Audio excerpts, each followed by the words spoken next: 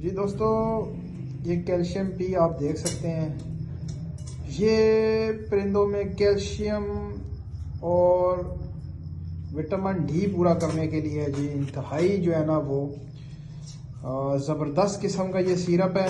अगर किसी परिंदे में जो है ना वो सोकड़े वगैरह की आपको निशानी नज़र आए तो उसको आप जो है ना वो 1 सीसी या हाफ सीसी जो है ना ये सुबह और शाम दे सकते हैं 2 टाइम।